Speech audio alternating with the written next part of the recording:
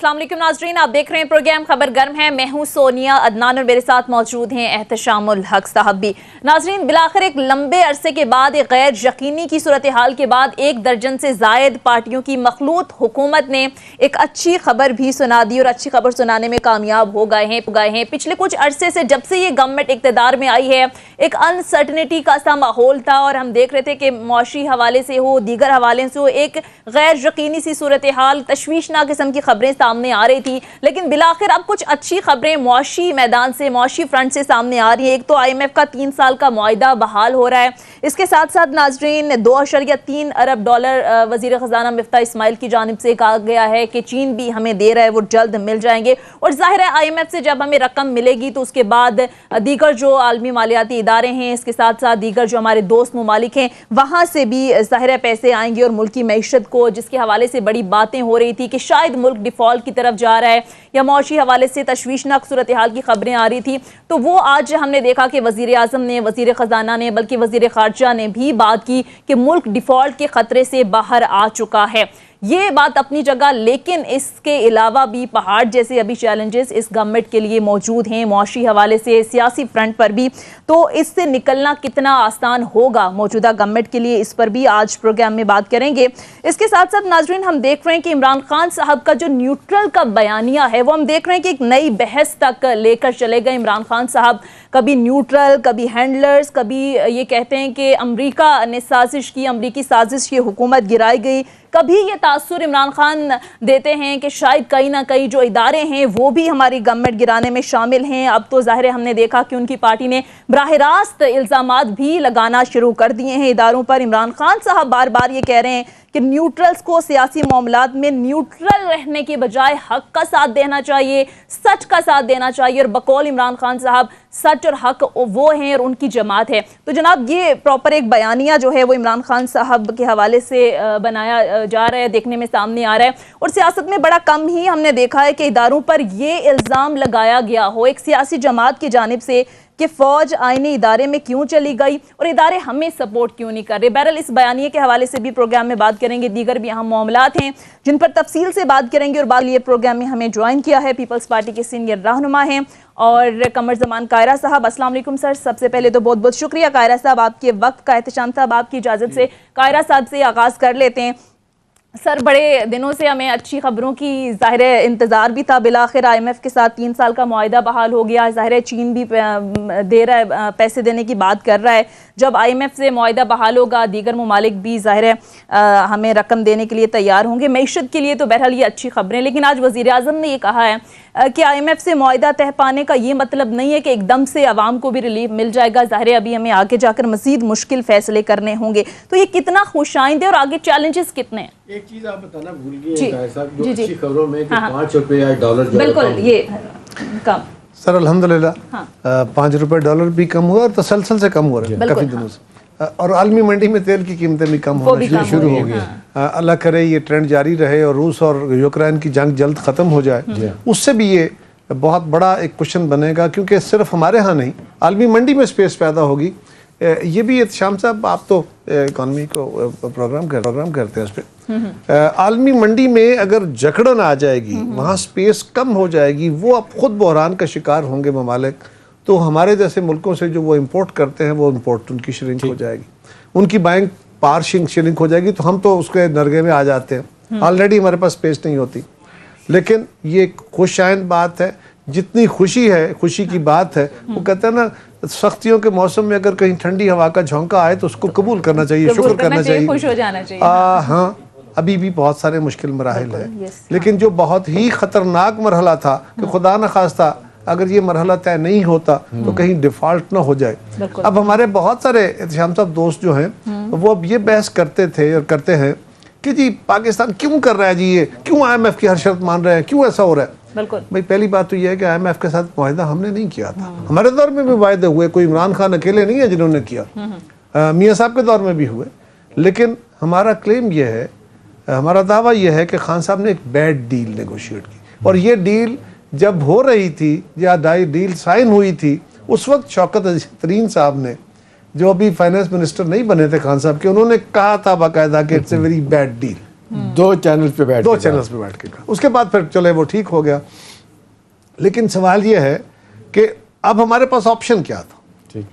اگر ہم یہ ڈیل سائن نہیں کرتے, آئی ایم ایف کو مطمئن نہیں کرتے, نیگوشیٹ کیا ان سے, کئی چیزیں ریلیف نہیں, لیکن بہت سارا بوجھ عوام پہ پاس آن کرنا پڑا, اور یہ بہت تکلیف دہ مرحلہ تھا. لوگوں کی زندگیوں میں یقیناً اس سے آگ لگی ہے, بہت بہت تکلیف آئی ہے, کوئی شک, اور لوگ ناراض ہوئے ہیں ہم سے. لیکن احتشام صاحب, لوگوں نے ریئلٹی کو بھی مانا. یہ بھی یاد رکھیے کہ سوشل میڈیا کے اوپر ہمارے خلاف جو کچھ ہوتا رہتا ہے, یہ بھی خان صاحب کا بڑا کریڈٹ رہا کہ وہ اس سے بڑا کھیلتے رہے, لیکن یہ بھی خان صاحب کے لیے ایک عذاب بنا کہ وہ ایکسپوز بھی اسی میڈیا کے ذریعے ہو رہے ہیں. اب ہمارے ساتھ مسئلہ یہ ہے کہ اگر ہم یہ نہیں کرتے, ہمارے پاس تو 1.5 مہینے کا ونڈو تھا نا, اس میں ہم نے فوری طور پہ یہ سارے کام کر رہے تھے, ابھی 2 مہینے میں آئے ہوئے ہیں, تو 1.5 مہینے کے اندر ہمارے پاس جو سٹیپس لینے والے تھے تو یہ تھا کہ آئی ایم ایف کے پروگرام کو جاری رکھو, اگر نہیں رکھتے تو پھر ہمیں ڈیفالٹ ہونا تھا. اب ڈیفالٹ ہوتے تو کیا وہ بہتر صورتحال تھی؟ تھرڈ صورتحال نہیں ہے, ادھر to get rid of this default یا ڈیفالٹ کرو. اب ڈیفالٹ ہوتا تو کیا ہوتا؟ کیا ڈالر اور زیادہ مہنگا نہ ہوتا؟ کہتے ہیں ڈالر 400 روپے تک چلا جاتا, یہ سری لنکا میں ہو چکا.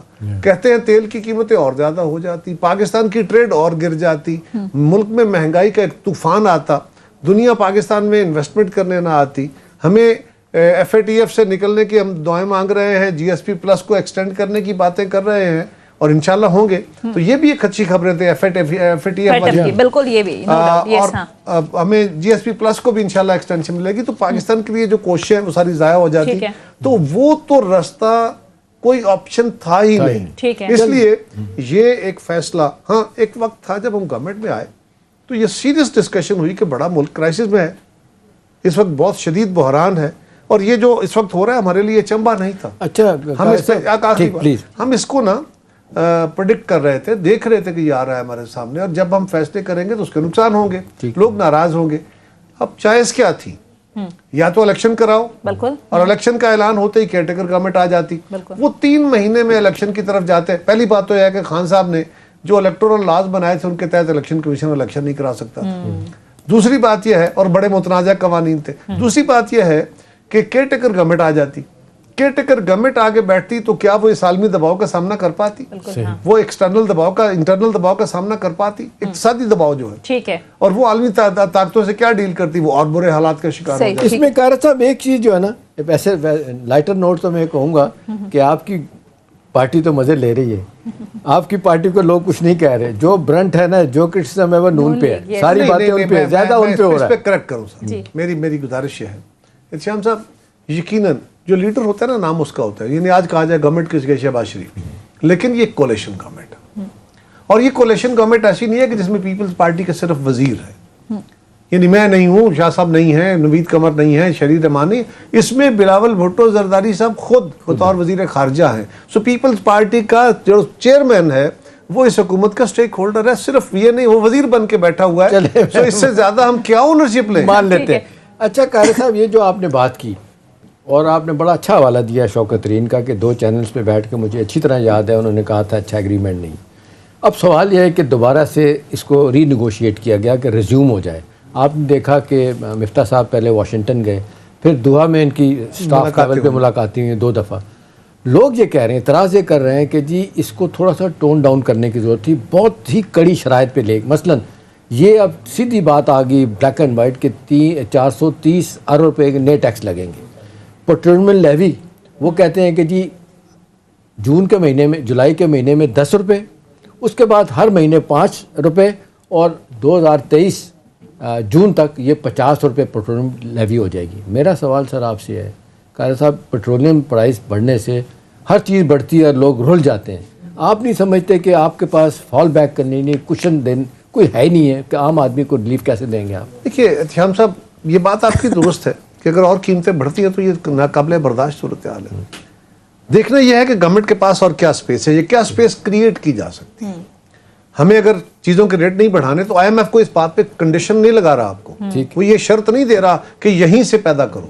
وہ کہہ رہا ہے کہ آپ کے پاس پیسے نہیں ہیں, انکم آپ کی تھوڑی ہے, خرچے آپ کے زیادہ ہیں, اور ان اخراجات کو پورا کرنے کے لیے آمدن بڑھانے کا ذریعہ بتاؤ.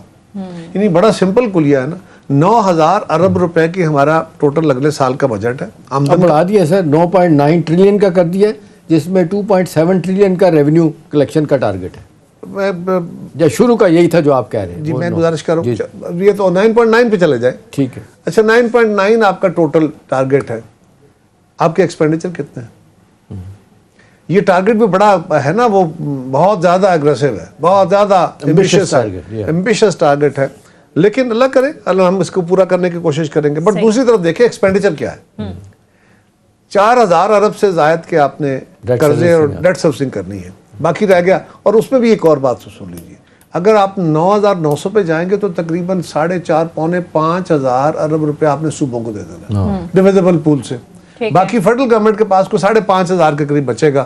5,500 ارب میں سے 4,000 ارب وہ نکل جائے گا جو ڈیٹ سروسنگ ہے. 1,500 ارب ہمارا ڈیفنس بجٹ ہے. ٹھیک ہے. کوئی 550 ارب کی ہماری پینشنز ہیں. کوئی اتنی ہی ہمارا جو حکومت کا اخراجات ہے. اس کے علاوہ ڈیولپمنٹ کے پلانز ہیں. پچھلے سال کا ڈیولپمنٹ پلان زیادہ تھا, اس دفعہ ہم کوئی 600 یا 700 کی بات کر رہے ہیں. ٹوٹل 1.1 ٹریلین کا لوکل اپنا فیڈرل گورنمنٹ کا 650-700 بلین کا ہے. اور یہ بھی اس کے ساتھ مشروط ہے کہ اگر ہماری انکم اتنی رہتی ہے فورکاسٹڈ, اگر اس پہ خدا نخواستہ جھٹکا لگ گیا, اللہ کرے گا اس پہ بہتری ہوگی, اگر کوئی جھٹکا لگ گیا تو کٹ کہاں آئے گی ڈیولپمنٹ پہ. تو جو پاکستان کو اپنے اخراجات چلانے کے لیے, اپنے گورنمنٹ کے ایکسپینڈیچر چلانے کے لیے جو پیسہ درکار ہے, وہ آپ نے اگر اس سال 4,000 ارب آف سیٹ کرنا ہے تو کوئی 4.5 بلکہ 5,000 ارب کا نیا قرض لینا ہے. بالکل. سو اس سارے عمل کے لیے ہمیں دیکھنا ہے, اس سے نکلنے کے اقدامات آپ نے اٹھانے ہیں. آپ نے ٹیکس ریشو بڑھانی ہے, یقیناً ایمبیشس ہے نا ٹارگٹ 9,900, لیکن اگر یہ ایمبیشس ٹارگٹ نہیں رکھ کے چلیں گے تو کیا کر سکتے ہیں. تیل کی قیمتیں بڑھانا ایک نیسیسری ایول کے طور پہ ہے, یہ تو کوئی دوسری رائے نہیں کہ اس کے ہر چیز پہ اثرات آتے ہیں, اس کے ہر چیز پہ اثرات آتے ہیں. امریکہ میں لوگ رو رہے ہیں جی پیٹرولیم پرائس, ہمارے جتنا ان کی پرائس ہوگی اپنا. دیکھیں پھر بھی میں شام صاحب ایک بڑی سمپل گزارش ہے کہ وہاں کے عمرا جو امیر ملک ہے نا جی, ان کے لوگوں کی زندگیوں میں تلخی تو آئی ہے. آپ کی بات کرتی قاری صاحب عمرا کا آپ نے ذکر کیا ہے, اس دفعہ میں جو مجھے بجٹ میں بہت اچھی بات لگی ہے, چاہے آپ کے IMF کے کہنے پہ لگی ہے, 30 کروڑ سے زیادہ آمدنی جن کو کرنے والے ہیں نا, ان پہ 4% ٹیکس ایڈیشنل لگے گا. یہ بہت بڑی بات ہے, ورنہ ہماری اشرافیہ, ہمارے بگ بزنس مین کوئی نہیں پیسہ دیتے تھے. یہ بہت بڑی اچھی بات ہے. شام صاحب اس کو ذرا اس طرح دیکھیے, نارملی بجٹس میں انڈائریکٹ ٹیکسز لگتے تھے. جی ہاں, سیلز ٹیکس بڑھا دیا, ایکسائز ڈیوٹیاں بڑھا دی, فلان کر دیا, ایٹ سورس جو ڈیڈکشن ہو گئی, ایڈوانس ٹیکسز لے لیے, وہ سارے کا سارا قیمت پہ پاس آن ہو کے عام آدمی پہ چلا جاتا تھا. اس دفعہ اس شرحوں کو نہیں بڑھایا گیا, اس کی مد کو نہیں بڑھایا گیا, ورنہ نارملی ہوتا تھا اس کو ایڈجسٹمنٹ کی جاتی تھی, اس میں ریلیف دیے گئے ہیں. سر چھوٹے لوگوں کے لیے جس کی 50,000 سے 1 لاکھ انکم ہے, 1,200 روپے اس کو ایڈیشنل ٹیکس دینا پڑے گا. میں اکثر یہ گزارش کروں کہ اس کو ٹیکس دینا پڑے گا اپنی انکم کے اوپر ہی, لیکن ریلیف بھی ہے تو صحیح, لیکن اب وہ 6 لاکھ کی بجائے ہم 12 لاکھ کی کوشش کر رہے تھے. اب اس کا فائنل دیکھیں گے, مفتاح صاحب ہمیں کیا نوید سناتے ہیں کہ اس کے اوپر جو ریلیف ملے گا. لیکن جو بیسک بات ہے وہ یہ ہے کہ آپ کو ایڈیشنل پراپرٹیز اگر آپ کے پاس ہے, ویلتھی کلاس جو ہے اس کی گاڑیوں کے اوپر, اس کی باقی چیزوں کے اوپر, ان کو ٹیکس کیا جا رہا ہے جو ڈائریکٹ ٹیکسیشن کے زمرے میں آتا ہے. یہی ہمارا ہمیشہ سے کلیم رہا, یہی وے فارورڈ ہے. ہمیں اپنے اخراجات بھی کنٹرول کرنے ہیں. مفتاح صاحب کہہ رہے ہیں کہ میری اپنی کمپنی جو ہے اس کو 30 کروڑ روپے ایڈیشنل دینا ہوگا, اسی طرح میاں صاحب میاں برادران ان کو دینا ہوگا, باقی لوگوں کو. اچھی بات ہے. اچھا قائرہ صاحب, ظاہر ہے ابھی آپ نے جس طرح سے بات کی کہ IMF کی شرائط ماننا ایک ناگزیر ہو چکا تھا, اور دوسرا انٹرنیشنل مارکیٹ میں ظاہر ہے جب تیل کی قیمتیں بڑھیں گی تو یہ نہیں ہو سکتا کہ ہم پاکستان میں سستی دے سکیں. یہ تو ناگزیر تھا اور آپ نے کیا بھی, اور آپ نے یہ بھی بات کی کہ ظاہر ہے غریب کے لیے مشکل ہو گیا ہے. تو آپ کو نہیں لگتا سر کہ کوئی ریلیف پیکیجز اناؤنس کیے جائیں اس مہنگائی کو کاؤنٹر کرنے کے لیے, جو مہنگائی کی چکی میں پسا ہوا طبقہ ہے, ہمارا غریب طبقہ ہے, متوسط طبقہ, اس کے لیے کوئی پلان ہے کہ ان کو ریلیف کرنے کے لیے, اس مہنگائی کو کاؤنٹر کرنے کے لیے کوئی پروگرامز لائے جائیں؟ دیکھیے جو گھر کا بڑا ہوتا ہے نا, اس سے ڈیمانڈ کرنے والے بچے, بیوی, بہت سارے فیکٹرز ہوتے ہیں, اس کے جو ڈیپینڈنٹس ہوتے ہیں, سارے اس سے ڈیمانڈ کر رہے ہوتے ہیں. اور اس بیچارے کی حال یہ ہوتا ہے کہ اس کے ہاتھ بندے ہوتے ہیں. اگر تو آمدن کھلی ہو تو وہ سب کی ڈیمانڈز پوری کرتا رہتا ہے, اور اگر آمدن فکس ہے تو اس کے جو تقاضے ہیں لوگوں کے اس کی تنخواہ جو ہے وہ 50,000 ہے, تقاضے جو 70,000 کے ہیں, تو وہ بیچارہ کرتا کیا ہے, وہ کبھی ایک کے ڈیمانڈ کاٹتا ہے, دوسرے کو دیتا ہے, اس سے کاٹ کے تیسرے کو دیتا ہے, اس کو تھوڑا سا دلاسا دے کے اس کو چلاتا ہے. تو اس کے پاس سورس ایک ہی ہوتا ہے, وہ اخراجات تو کرٹیل نہیں ہو سکتے. ہاں جو تعیش کی کوئی بات ہو, تعیش کہاں ہوگا, تھوڑا بہت بڑا تھوڑا سا, لیکن اگر وہ بھی ہو, اس نے کرنا کیا ہے, اپنی آمدن بڑھانی ہے, اصولی طور پہ آمدن بڑھانی ہے. آمدن بڑھانے کے لیے اور اخراجات اپنی امپورٹ, ہمارا ملک کے طور پہ آمدن بڑھانے کے طریقے کیا ہے. کوئکلی آپ کیا کر سکتے ہیں, کوئکلی آپ یہ کر سکتے ہیں کہ جو سیکٹر آپ کو فوری طور پہ سپورٹ دے سکتا ہے وہ ایگریکلچر کا سیکٹر. انڈسٹریل سیکٹر میں بھی انشاءاللہ وہاں پہ بھی کوشش کی جا رہی ہے, اس کو بھی سپورٹ کیا جا رہا ہے. لیکن آپ نے دیکھا ہوگا کہ اس بجٹ میں ایگریکلچر کے اوپر بہت توجہ دی گئی, اس کو بہت سارے انسینٹو دیے گئے. یہ ہمارا تجربہ ہے کہ کوئکسٹ پاسبل ٹائم ہے, یعنی 2008 میں ہم حکومت میں آئے تھے تو پاکستان گندم بھی امپورٹ کر رہا تھا, چینی بھی, باقی چیزیں بھی. ایک سال کے اندر ہم نے کسان کو انسینٹیوائز کیا, پاکستان خود کفیل ہو گیا 2009 میں, 2010 میں ایکسپورٹ کرنے لگا. آپ کی بات کرتی قاری صاحب, یہ آپ نے جو بات بڑی اچھی بات کی ہے, جو ایگریکلچر سیکٹر کو انسینٹیو دینے کی بات ہے, لیکن ایک مدت سے بات ہو رہی ہے, ورلڈ بینک, IMF, بے شمار لوگ بات کرتے ہیں کہ آج بھی ایگریکلچر 23% ہماری GDP کا ہے, اور ہمارا لینڈڈ جینٹری جو ہے نا, وہ جتنا ٹیکس ان کو دینا چاہیے وہ نہیں دیتے. ایگریکلچر پہ انکم ٹیکس کیوں نہیں لیا جاتا, جبکہ چھوٹے چھوٹے لوگوں سے لیتے ہیں, اتنی کمائی ہوتی ہے ان کی, ان سے کیوں نہیں لیا جاتا؟ دیکھیے گزارش ہے شام صاحب یہ ہے کہ پروونشل سبجیکٹ بنا دیا گیا, اس کو فیڈرل سبجیکٹ بنا دیں. نہیں, فیڈرل آپ بنا نہیں سکتے کیونکہ یہ ایگریکلچر پروونشل سبجیکٹ ہے, اس کے اوپر لگنے والا جو ٹیکس ہے یہ لوکل ٹیکس گنا جائے گا, اس کو آپ انکم ٹیکس کے زمرے میں اس طرح نہیں لا سکتے. لیکن گزارش چلے, یہ تو ڈیوائیڈڈ ایشو ہے نا. ٹھیک ہے, پہلی بات یہ ہے کہ ان کے اوپر ٹیکس ہے, ٹیکس لگا ہوا ہے, لیکن وہ ٹیکس پورا دیتے نہیں ہیں. اس کا جو کلیکشن میکنزم ہے اس کو درست کرنے کی ضرورت ہے, یہ بات بالکل درست ہے. لیکن دوسری بات یہ ہے کہ اگر آپ یہ کریں کہ آپ بجائے اس کے ان کی انکم پہ ٹیکس لیں, اگر آپ ان کی لینڈ ہولڈنگ پہ ٹیکس لگا دیں گے, جو کہ نارملی طریقہ اختیار کیا جاتا ہے, تو اس سے کیا ہوگا کہ جو انسینٹیو آپ ادروائز ان کو دے رہے ہیں, اگر آپ دوسرے ہاتھ سے واپس لیں گے تو آپ اس سیکٹر کو جس سے آپ کو کوئک ریکوری کا امکان ہے. اور سر یہ بھٹو صاحب کے زمانے میں اور ایوب صاحب کے زمانے میں یہ ہوا, لیکن وہ کرنے نہیں دیا گیا. میں چھوٹی سی لینڈ ہولڈنگ پہ یہ بات درست ہے. آج بھی میں کہتا ہوں کہ یہ ٹیکس بڑھانا چاہیے, اس کو ٹیکس کو اس کو کلیکشن ہونی چاہیے. لیکن اس وقت ہماری کیا مجبوری ہے کہ جس سیکٹر کو ہم کہہ رہے ہیں کہ ہمیں کوئی کسٹ ریکوری دے سکتا ہے, ہم اس کو ریلیف دے رہے ہیں, اور اس کے ریلیف کے اوپر ہم اس کو دوبارہ اگر فوری طور پہ اگریسو ٹیکسیشن میں لے آئیں تو وہ تو سیکٹر پھر بیٹھ جائے گا. سو اس وقت ہماری ضرورت یہ ہے کہ آج سال 2 سال میں اسٹیبلائزیشن کے ٹائم میں, اور جب وہاں پہ اتنا انسینٹیو چلا جائے گا, ان کا انکم بڑھے گی, تو یقیناً ان کے اوپر جو پروپورشنل ٹیکسیشن ہے ان سے وہ کلیکشن کا بہتر میکنزم آنا چاہیے. کوئی دوسری رائے نہیں ہے. اگر سیلریڈ کلاس کے اوپر ٹیکس ہے, اگر ایک چھوٹے دکاندار کے اوپر ٹیکس ہے, تو وہ کسان کے اوپر کیوں نہ ہو. لیکن اس وقت آج ہمارے اس پہ, اسی طرح ہم انڈسٹری کو بھی سپورٹ کر رہے ہیں. اور پھر ایک اور سیکٹر ہے, اور وہ کوئک سیکٹر ہو سکتا ہے ہمارے لیے 1 سال کے اندر اندر یا 1.5 سال کے اندر اندر, کہ ہم پاکستان اس وقت دنیا میں جو مین پاور کے بہت ساری ڈیمانڈ جنریٹ ہو رہی ہے یورپ کے اندر, ایسٹرن یورپ جو سابقہ تھا, موجودہ یورپ, کوئی 15 سے 20 لاکھ لوگوں کی ہر سال وہاں ڈیمانڈ جنریٹ ہو رہی ہے.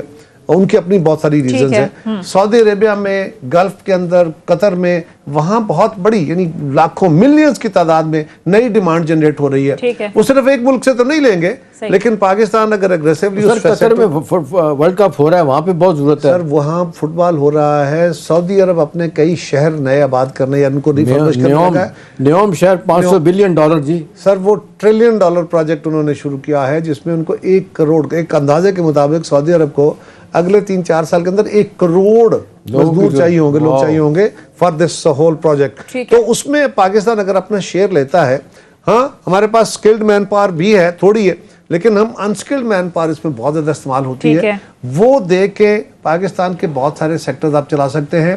اور دوسرا, اس سے آپ کی جو امپورٹس ہیں وہ کرٹیل ہوں گی. اگر آپ ایگریکلچر اپنی انکم بڑھا دیں گے, آپ اپنی ایگری پروڈیوس بڑھائیں گے, ایکسپورٹ کر کے آپ پیسے کما سکیں گے.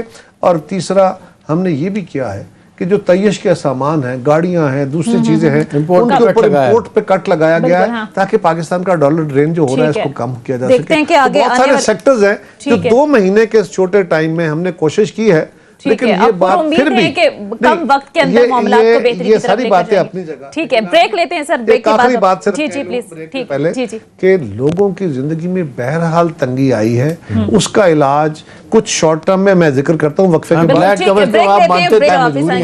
مان گئے آج قاہرہ صاحب کے مشکلات تو ہیں عوام کے لیے, لیکن پر امید بھی ہیں کہ ان مشکلات سے ہم نے ہی نکالنا ہے عوام کو, لیکن وقت کم ہے, مقابلہ سخت ہے. دیکھتے ہیں کہ اس کم وقت میں کیا ریلیف دے پائیں گے وہ عوام کو. ایک بریک لیتے ہیں, بریک کے بعد واپس آئیں گے. Stay with us.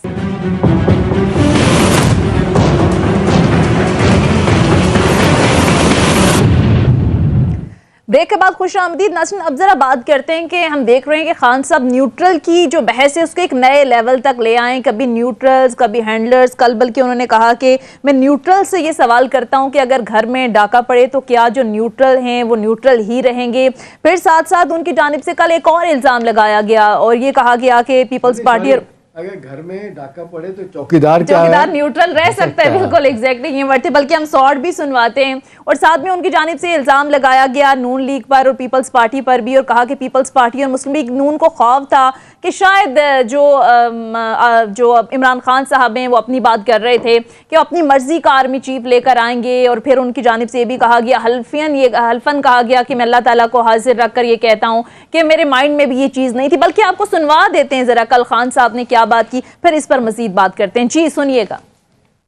میں نے کبھی نہیں سوچا تھا کہ میں کوئی اپنا آرمی چیف لے کے آؤں گا. نواز شریف نے ہمیشہ اپنی پسند کا میرٹ کو وائلیٹ کر کے اپنا آرمی چیف لے کے آیا.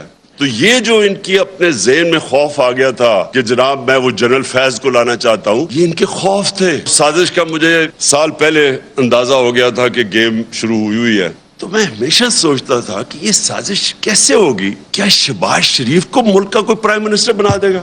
ایک دن میں نے نیوٹرل سے بات کی, میں نے کہا اس کے اوپر 16 ارب روپے کے ایف آئی اے کا کیس ہے, 8 ارب روپے کا نیب میں کیس ہے اس کے اور اس کے بیٹوں کے اوپر.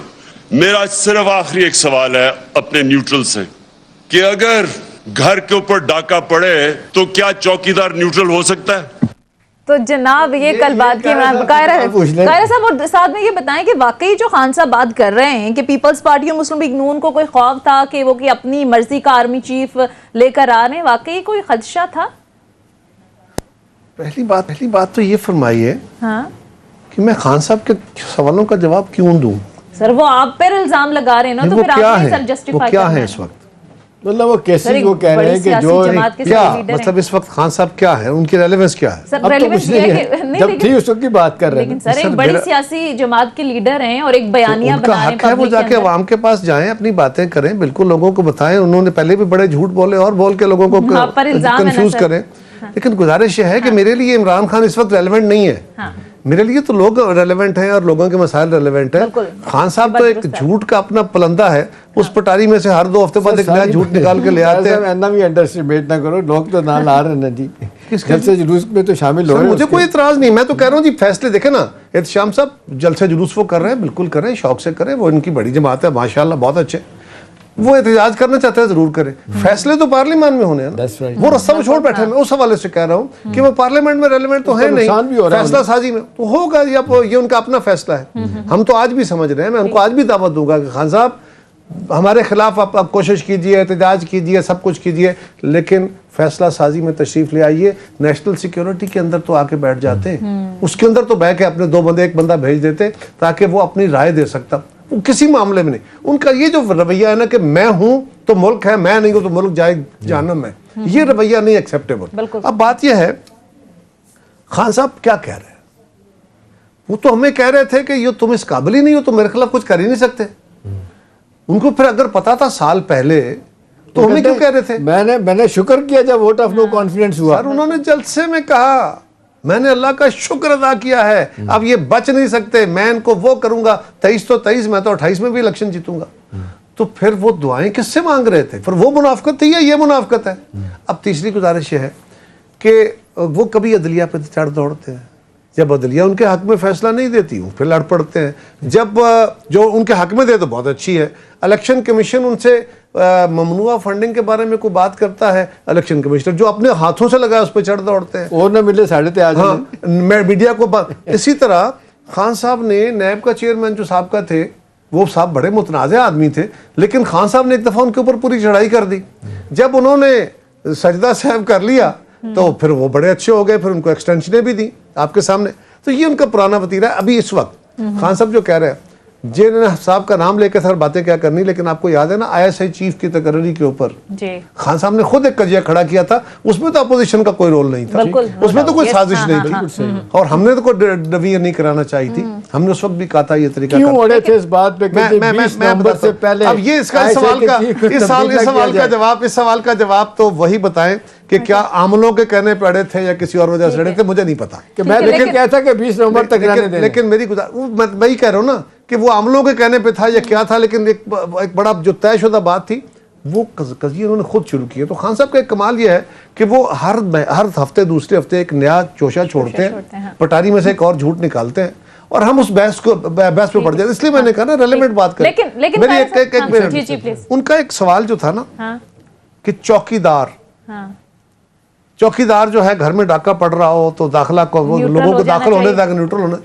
خان صاحب یہ یاد رکھیں کہ چوکیدار کا یہ فرض ہے، جو پاکستان کا اقتدار ہے، اقتدار اعلیٰ کے اوپر جن لوگوں نے بیٹھنا ہوتا ہے، اس کا استحقاق چوکیدار کے پاس نہیں ہے.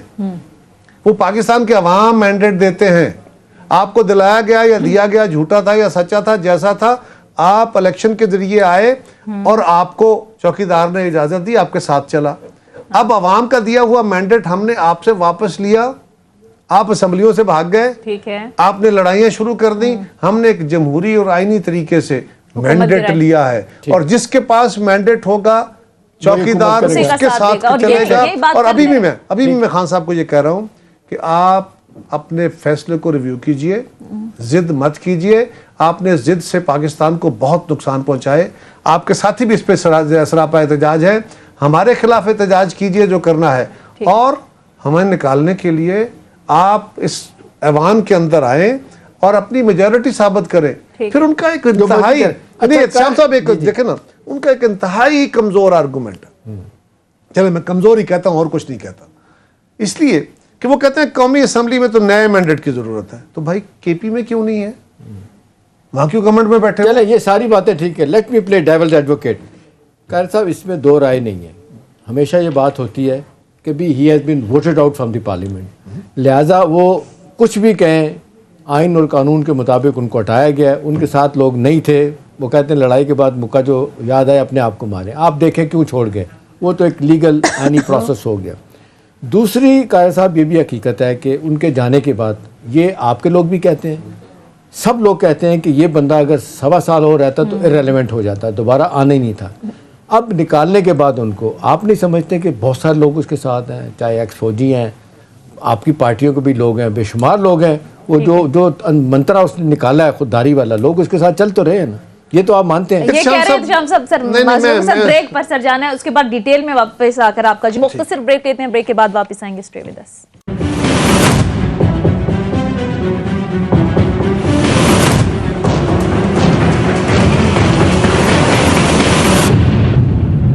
بریک کے بعد خوش آمدید. جی قاہرہ صاحب، احتشام صاحب بریک پر جانے سے پہلے بات کر رہے تھے کہ آپ کو نہیں لگتا کہ عمران خان صاحب کی حکومت کا ملبہ بھی آپ نے اپنے سر لے لیا، اور 1.25 سال تو بہت کم وقت ہے، آپ کو لگتا ہے کہ کور کر لیں گے چیزیں؟ دیکھیے، پہلی گزارش یہ ہے کہ عمران صاحب کے ساتھ اس وقت کوئی نیا بندہ آپ کے جاننے والوں میں گیا ہو جو پہلے خان صاحب کے ساتھ نہیں تھا اور نیا گیا ہو، آپ کو کوئی نہیں ملے گا. بہت سارے لوگ عمران خان صاحب کی پالیسیز کے اوپر معترض ہیں. ہاں، ایک فرق ضرور آیا. خان صاحب کا جو دور کا آخری جو 6 مہینے یا سال تھا، اس میں ان کے لوگ جو تھے نا وہ سپیچ لیس ہو گئے تھے. وہ ہمارے آرگومنٹس کا جواب نہیں دے پاتے تھے. وہ میڈیا اور سوشل میڈیا کی ڈیبیٹ کے اندر یا اپنے گلی محلے میں بیٹھ کے اپنے مخالف کو جواب دینے سے قاصر تھے.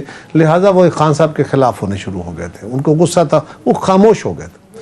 خان صاحب کی حکومت چینج ہوئی، ختم ہوئی، تو خان صاحب نے ایک جھوٹ کا سہارا کھڑے کر کے میرے خلاف عالمی سازش ہو گئی، عالمی سازش امریکہ نے کر دی، اور مجھے اسلامی مطلب ریاست بنانے کی سزا دی گئی مجھے. یہ اس کو ہمارے لوگوں نے بائی کیا اور خان صاحب نے خوب ڈرم بیٹ کیا. اس کا نتیجہ کیا ہوا کہ ان کے کارکنوں کو جو بالکل ڈھیلے ہو گئے تھے، بیٹھ گئے تھے، ہتھیار چھوڑ بیٹھے تھے، ان کو ایک دم آرگومنٹ جو ایک زمانے میں آپ کے ساتھ ہوا تھا، آپ کا ووٹر بھی ناراض ہو گیا تھا جب 14-15 سیٹیں ملی تھی, آپ کو گھر سے نہیں نکلا تھا. ایسے اور اس کا نتیجہ پھر کیا ہوا کہ خان صاحب کے ووٹر ایک دم لگ رہے تھے بالکل سازش ہوئی. اب ان کو ایک ہتھیار مل گیا ڈرم بیٹ کرنے کا. لیکن آپ کو یہ بھی غور کیجئے, خان صاحب 4 مہینے چلے تو پتہ چل جائے گا. وہ نیریٹو جو ہے نا وہ زیادہ سے زیادہ سازش والا وہ کو مہینہ چلا. اس کے بعد انہوں نے کہا جی نیوٹرلز کا کہانی شروع کر دی. پھر نیوٹرلز کے بعد انہوں نے جو اسلامی ریاست کی کہانی کا چورن بک رہا ہے جی اس کا. دیکھیے میری گزارش سنیے, یہ بات آپ جو کہہ رہے ہیں یہ ساری دنیا سن رہی ہے نا, لوگوں کا بھی ویو یہی ہے. اس کا مطلب ہے کہ خان صاحب جو کر رہے ہیں وہ جھوٹ پہ مبنی ہے لیکن بک رہا ہے. یہ لاجیکل آرگومنٹ یہ ہے.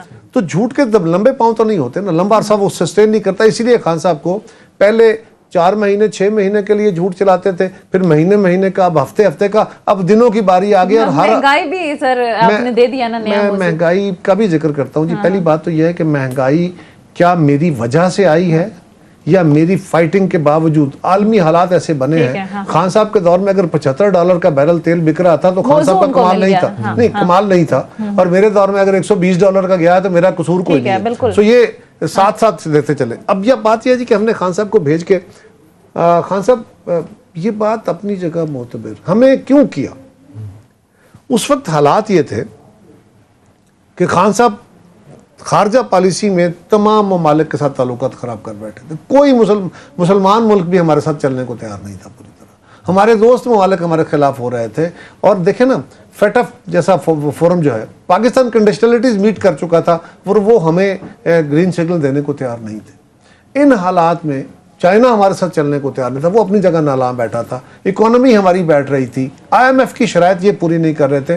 اگر خان صاحب, اور پھر پاکستان کے اندر جو ہمارا الیکشن کمیشن, اس سے لڑائی, عدالتوں سے لڑائی, فوج سے لڑائی, سیاسی جماعتوں سے لڑائی, مخالفین کے خلاف جو پہلے سے طے شدہ کیس تھے ان کے اوپر دوبارہ کیسز بننے شروع. اب یہ سارا عمل کرنے کے بعد خان صاحب جو کر رہے تھے وہ پاکستان کو بالکل بربادی کی وقت کم ہے. خان صاحب کا یہ بار بار کہنا, اور آپ کی حکومت یہ بات مانی, planning commission, national account committee کے 6% گروتھ ریٹ تھی, 4% ایگریکلچر کی تھی, 4.5% مینوفیکچرنگ تھی. وہ کہتے ہیں یار میرے فگر چھوڑو, یہ تو وہی فگر ہے, تو میرے تو سارا اکانومی کے سارے سیکٹر تھرائیو کر رہے تھے. دیکھیے گزارش ہے احتشام صاحب کے ملک میں موٹر سائیکلیں, آپ کو یاد ہوگا یہ بڑا فیمس طریقہ ہے, موٹر سائیکلیں اتنی زیادہ بکنے شوکت عزیز کا یہ منترا تھا, گاڑیاں اتنی بکنی شروع ہو گئی, موبائل اتنے بکنے شروع ہو گئے, وہ بھی گروتھ میں شامل ہو گئے. یار کون سی گروتھ ہے 4% کی احتشام صاحب؟ مجھے یہ بتائیے. 30 لاکھ ٹن ہم گندم باہر سے منگوا رہے ہیں. فگر اپنی جگہ رکھیے, میں ان کو چیلنج نہیں کرتا. 30 لاکھ ٹن بیسک سٹیپل ہے نا ہمارا کھانے کا. چینی ہم ہر سال تقریباً باہر سے منگوانی پڑتی ہے کچھ نہ کچھ, دالیں ہم باہر سے منگواتے ہیں, کھانے کا تیل ہم باہر سے منگواتے ہیں, ایون ہم کپاس باہر سے منگوا رہے ہیں. دالیں آتی تھی سوائے 2 دالوں کے, دالیں ساری باہر سے آتی. حضور میں یہی کہہ رہا ہوں کہ ہم کپاس باہر سے منگوا رہے ہیں, تو کون سے سیکٹر میں گروتھ ہو گئی یار؟ وہ گروتھ میں کیا کروں اس کا؟ کو جو فگرز میں موجود ہے فیلڈ میں موجود نہیں ہے. انڈسٹریل گروتھ میں کیا گروتھ دیکھوں گا؟ مجھے بتائیں ٹیکسٹائل میں گروتھ ہوئی, اوکے, آپ نے ٹیکسٹائل امپورٹ کتنی کی, کتنی امپورٹ, وہ بند کریں. سیکٹر ریئل اسٹیٹ سیکٹر, اس میں کہتے ہیں لائٹ سیکٹر ہے. Real estate sector is not a productive sector. Construction okay, construction sector بھی پروڈکٹیو سیکٹر نہیں ہے. کنسٹرکشن سیکٹر میں کیا ہے, لوگوں کو گھر مل دے رہے ہیں. اس وقت پاکستان کی لاکھوں ایکڑ زمین جو ہے ساری فرٹائل زمین جو ہے وہ ہم نے ہاؤسنگ سوسائٹی مینوفیکچرنگ میں بھی گروتھ آئی ہے جی. مینوفیکچرنگ میں بھی 4.5% سر میں اس سے انکار نہیں کر رہا. مینوفیکچرنگ میں کیا, ہمیں آپ کو ایکسپورٹیبل ہے چیزیں, اس کی بات مجھے بتا دیں. صرف سوال یہ ہے کہ آپ پاک روپیز کے اگر کنورٹ کر کے جو ڈالر میں ہماری ویریشن ہے اس کے حساب سے دیکھیں تو گروتھ اپنی جگہ ہو, میں کبھی انکار نہیں کرتا اسے. لیکن جو ریئل ٹائم عام آدمی کی زندگی سے ریلیٹڈ گروتھ ہے وہ مجھے نظر نہیں آ رہی. آپ یہ کہہ رہے ہیں کہ ان کے دورے کو میرا سوال یہ ہے کہ خان صاحب کو اگر ہم نہ نکالتے تو پاکستان بہت بڑے گڑے میں جاتا. ہم نے سیاسی قیمت ادا کرنے کا فیصلہ کیا لیکن ہم نے پاکستان کو بچانا تھا. ٹھیک ہے, یہ آپ کا پوائنٹ آ گیا ہے. قاہرہ صاحب, بہرحال ماس پروگرام کا وقت ختم ہو چکا ہے. بہت بہت شکریہ. پیپلز پارٹی کے سینئر رہنما قمر زمان قاہرہ صاحب پروگرام میں ہمارے ساتھ موجود تھے. ناظرین یہ تھا ہمارا آج کا پروگرام. فیڈ بیک ضرور دیجیے گا. اگلے پروگرام تک اجازت دیجیے. خدا حافظ.